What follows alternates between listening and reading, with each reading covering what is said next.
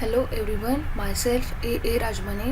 आता आपण काय करायचं आहे, सेकंड चॅप्टरमधलं नेक्स्ट पॉईंट बघायचं आहे. लास्ट लेक्चरमध्ये आपण काय बघितलेलं, टी टी एलचे characteristic, fan in fan out, त्यानंतर काय voltage parameter, current parameter, power dissipation, speed power product, ह्याच्या सगळ्या आपण डेफिनेशन बघितलेलं आहे. आता टी टी एलसाठी त्याच्या व्हॅल्यू काय आहेत आणि टी टी एल आणि सिमॉसमधलं कम्पॅरिझन आता आपण ह्या लेक्चरला बघायचं आहे. सो बघा, T T L family characteristic. पहिल्यांदा सगळ्यात काय आहे, supply voltage and temperature ranges. आता टी टी एलच्या सिरीज बघा, 74XX म्हणजे काय असेल ते पुढं, त्यानंतर म्हणजे कुठलाही गेट असेल तो, आणि त्यानंतर काय बघा 54 सिरीज, 74ची एक सिरीज आहे आणि 54ची एक सिरीज आहे. सप्लाय व्होल्टेज रेंज बघा काय आहे त्याची, 4.75 व्होल्ट टू 5.25 व्होल्ट. टेम्परेचर बघा 0 डिग्री टू 70 डिग्री सेल्सिअस. आता 54 सिरीज काय आहे बघा, 4.5 व्होल्ट टू 5.5 व्होल्ट, म्हणजे ह्याच्यामध्ये हा आपण रन करू शकतो आहे. त्यानंतर -55 degree Celsius to +125 degree Celsius. Voltage levels बघा, आपण ह्या व्होल्टेज लेवल बघितलेत, VOL, VOH, VIL, VIH, बरोबर आहे. आता याची मिनिमम रेंज, टिपिकल आणि त्यानंतर मॅक्झिमम, त्याच्या प्रत्येकाच्या रेंजेस आहेत बघा. आपण जे बघितलेत पॅरामीटर ते.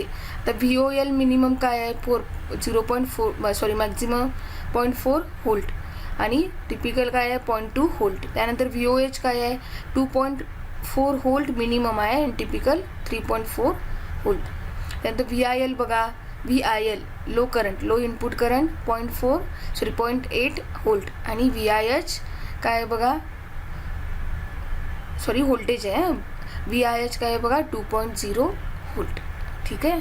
नेक्स्ट बघा, noise margin, high level noise margin, low level noise margin. आपण हे डेफिनेशन बघितलेलं आहे. हाय लेवल नॉईज मार्जिन काय आहे, VNH is equal to VOH minimum minus VIH minimum.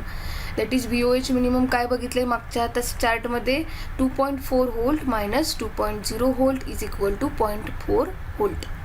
Low level noise margin बघा, VNL काय आहे, VIL max minus VOL max is equal to 0.8 minus 0.4 is equal to 0.4. म्हणजे बघा, noise margin for T T L family is 0.4 volt. कळालं. Next बघा, power dissipation 10 milliwatt, propagation delay 10 nano second, fan out 10, figure of merit काय असणार आहे, दोघांची multiplication 100 pico joule. ठीक आहे. आता बघा, comparison between T T L and CMOS. आता हे कंपॅरिझन पॉईंट खूप महत्त्वाचा आहे. हा तुम्हाला 101% एक्झामला येतोय, मागचे पॅरामीटर येत नाहीत.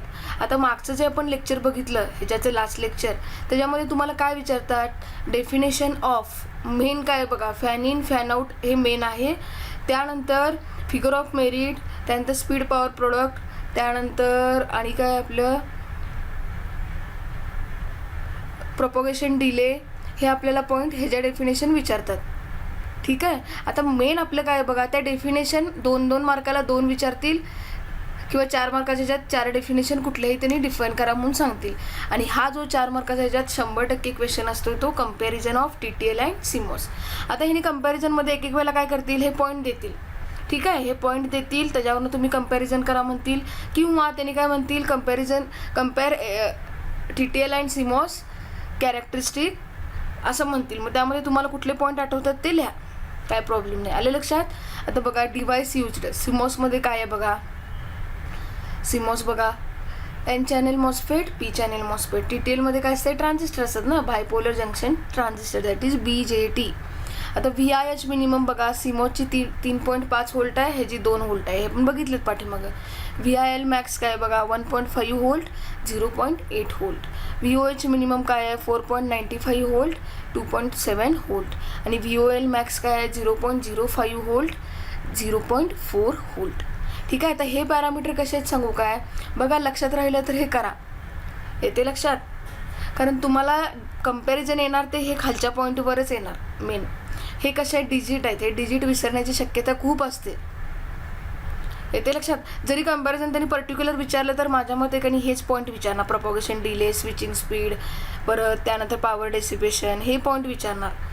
लक्षात राहिलं तर हे पॉईंट करा, पण अगदी जबरदस्तीने काय करू नका. येते लक्षात? म्हणजे खालचे पॉईंट खूप महत्त्वाचे आहेत. आता हाय लेवल नॉईज मार्जिन काय असणार आहे बघा, ह्याचं 1.45 व्होल्ट, ह्याचं काय आहे 0.4 व्होल्ट, आपण आता बघितले जस्ट.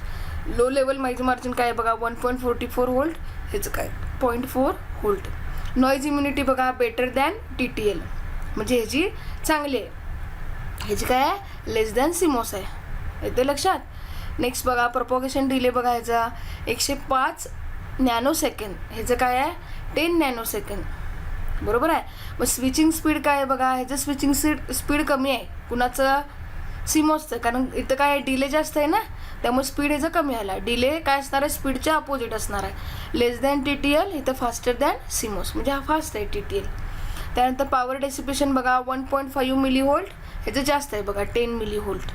स्पीड पॉवर प्रोडक्ट आता काय आला आहे दोघांचं मल्टिप्लिकेशन 105 जूल पिको जूल, इथं 100 पिको जूल. फॅन आउट ह्याचा काय आहे बघा 50 आहे, ह्याचा काय आहे 10 आहे.